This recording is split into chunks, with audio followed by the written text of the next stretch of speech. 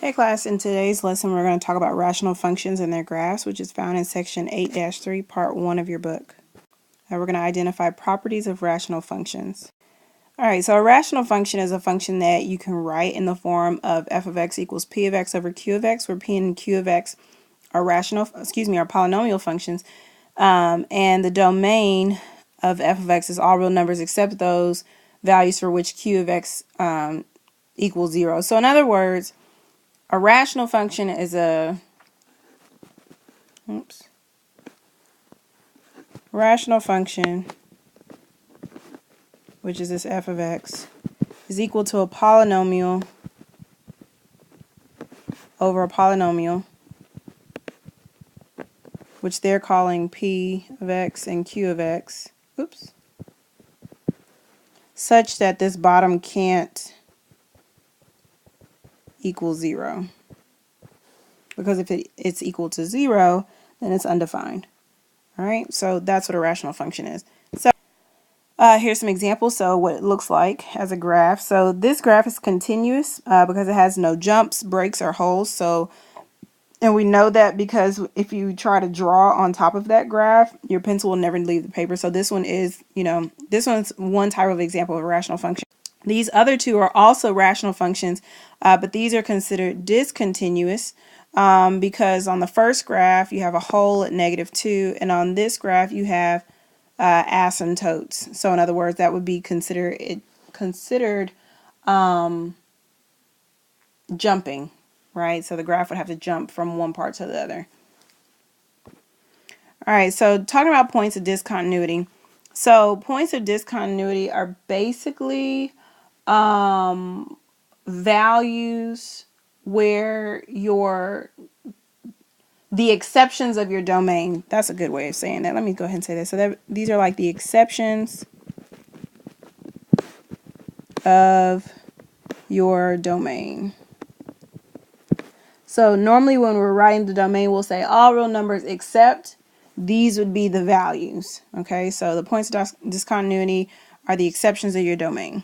All right, let's go ahead and start. So it says, what are the domain and the points of discontinuity of each rational function? What are the x and y intercepts? Okay, so the first thing you need to do is you need to start by factoring everything. You want to get everything down to its least terms. So this denominator is really the only part that really needs to be factored. So if you do AC, the factors of 3 that give you -4 are -1 and -3. So this is really x plus 3 over x minus 1, x minus 3. All right. So first, the domain, right? So it says to be able to find the domain,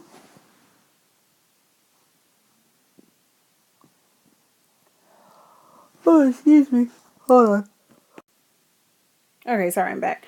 All right, so for domain, to be able to find the domain, you'd have to figure out the exceptions of, basically the exceptions of your domain. So to be able to figure that out, it would basically be the places where it would make your function undefined. So what would make your function undefined? Well, what would make your function undefined is if this were 0. So if that were 0, well, what values would make that 0? The values that would make them 0 would be x equals 1 and x equals 3. So in other words, your domain is all real numbers except x equals 1 and 3, right? Because it would be all values except for 1 and 3, because at 1 and 3 is where it would be undefined, which, by the way, those would be your asymptotes, your vertical asymptotes.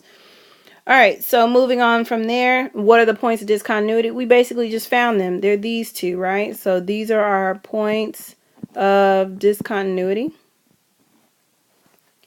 And then it goes on to say, what are your x and y intercepts? And so these are pretty simple. The x and y intercepts, remember, to find an x-intercept, that means you got to make your y 0. So I'll do that of the factored form. So that would be 0 equals x plus 3 over x minus 1 times x minus 3. Okay, you multiply both sides by the denominator, which means that they would essentially go away. All right, and I'll just show you this first time and then I won't do it again. So x minus 1 and x minus 3, x minus 1 and x minus 3. Those will go away with those.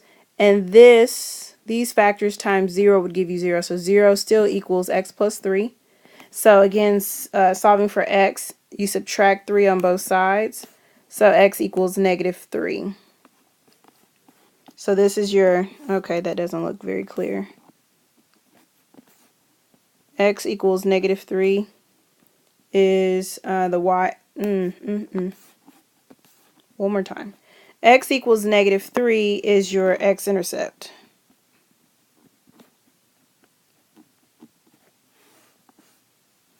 All right, and then for your y-intercept would be wherever x is 0. So make all your x's 0. So that would look like y equals 0 plus 3 over 0 minus 1 times 0 minus 3. So that really equals 3 over -1 times -3, which is 3 over 3, which is 1. So your y-intercept is y equals 1. All right, we've got to do this a few more times, so we're just going to keep practicing finding the domain, the points of discontinuity, and then the x and y intercepts. All right, so let's keep going. All right, in this example, once again, you need to factor first.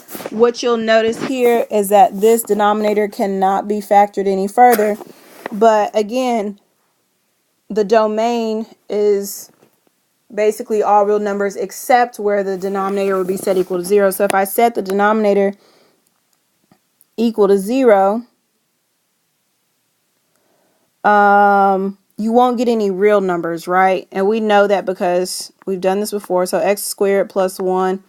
If I set that equal to 0, I get x squared equal to -1 because that's plus. -1, take the square root. So I get x equals plus or minus I, but that's not real.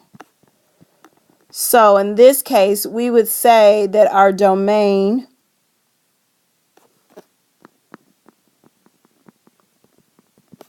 is all real numbers. All right. And that the points of discontinuity is none. All right. And then you got to do your x and your y intercept. So to find your x intercept, remember that would make, that would be you making y 0. So that'd be 0 equals x minus 5 over x squared plus 1. I'd multiply both sides by x squared plus 1. You get 0 equal to x minus 5. So your x-intercept is x equals 5. Or we would say 5, 0, right? I should have said that on the last one. It's an ordered pair, right? And then your y-intercept, would be wherever you make x 0. So y equal to 0 minus 5 over 0 squared plus 1, which is -5 over 1, which is -5. So your y-intercept is y equals -5 or 0, -5. All right, we're going to keep practicing. All right, on this next one, once again, we need to go ahead and factor. So we will have the factors of 4 that give you 3 are -4 and +1.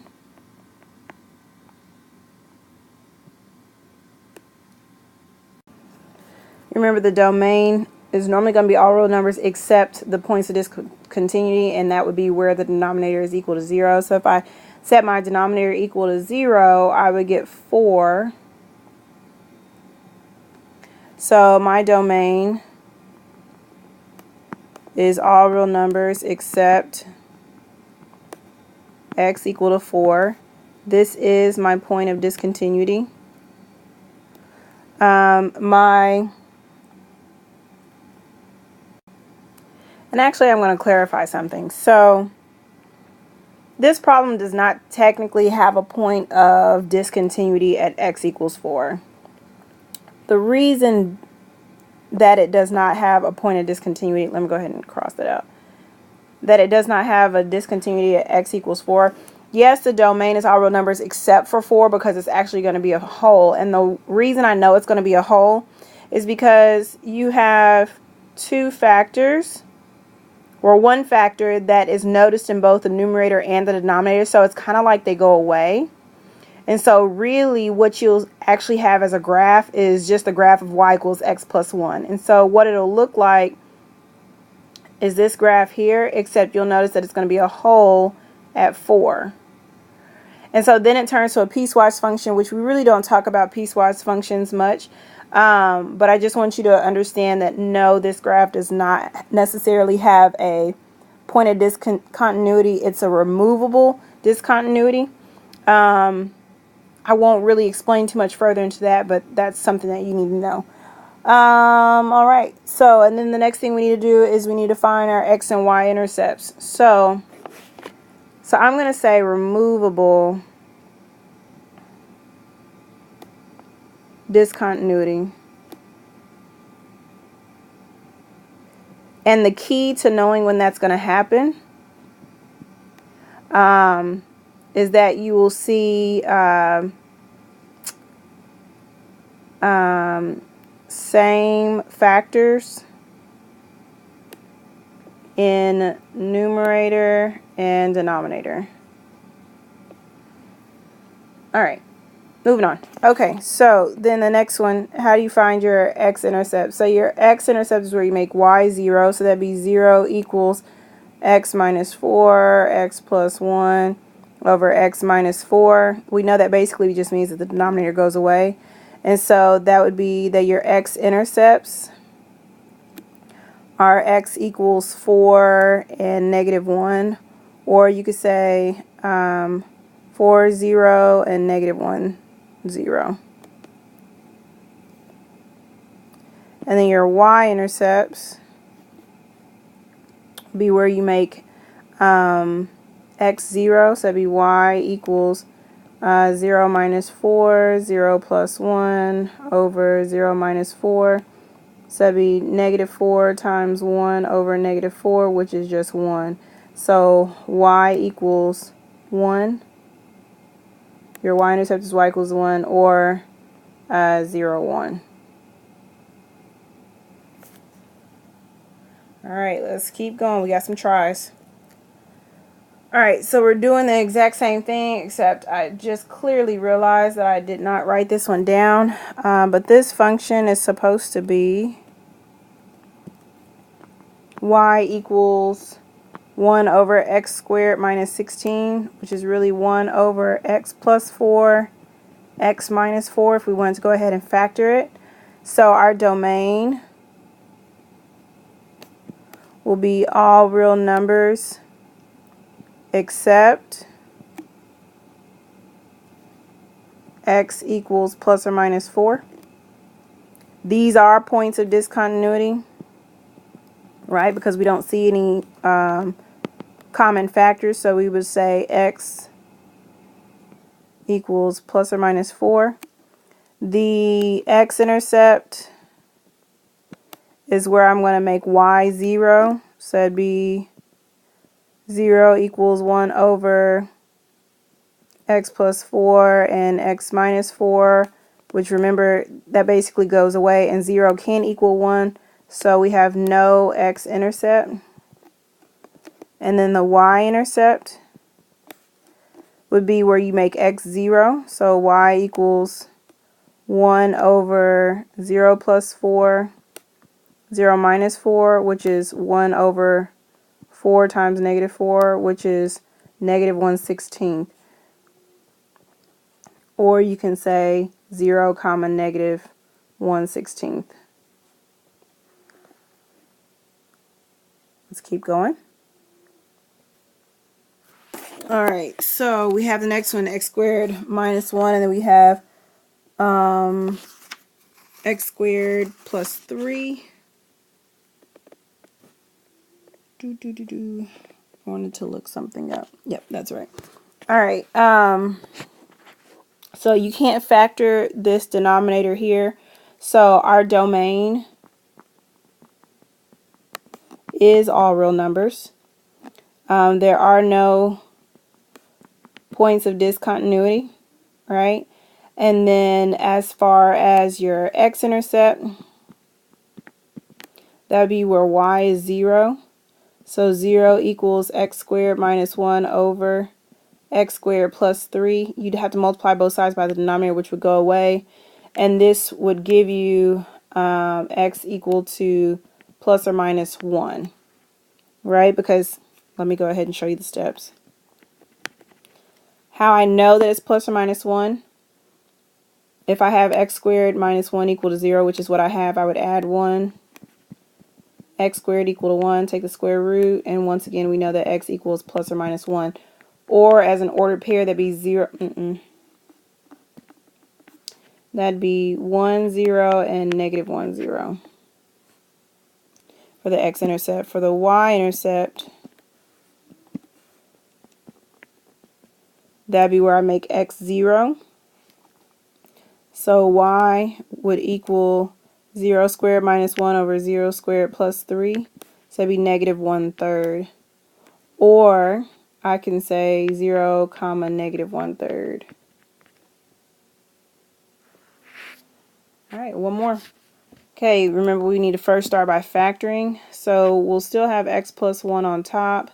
The bottom, the factors of 2 that give you 3 are 1 and 2. So x plus 1 and x plus 2. Our domain would be all real numbers except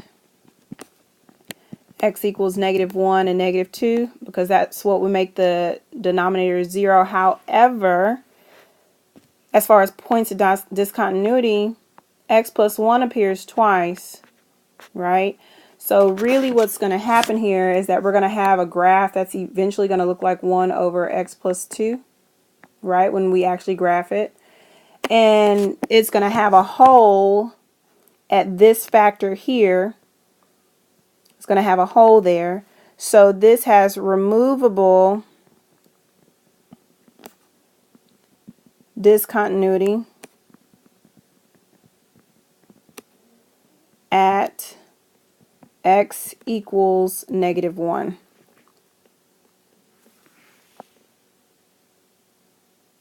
All right. All right, so if we keep going, our x-intercept, remember, is where we make y 0. So this would be 0 equals x plus 1 over x plus 1 times x plus 2. That basically means the denominator is gone. Set that equal to 0 and I get x equal to negative 1. Or I can say negative 1, 0. And then for the y-intercept, that's where I make x 0. So it'd be 0 plus 1 over 0 plus 1 times 0 plus 2, which is 1 over 1 times 2, which is 1/2. Or I can say 0, 1/2 as my ordered pair there. And guys, we are done. We have done all of the examples for points of discontinuity when it's removable and when it's not, which remember stands for whole, for a whole or not in your graph. We will go over more of this section in our next lesson. Remember, if you need any help, come see me for tutoring.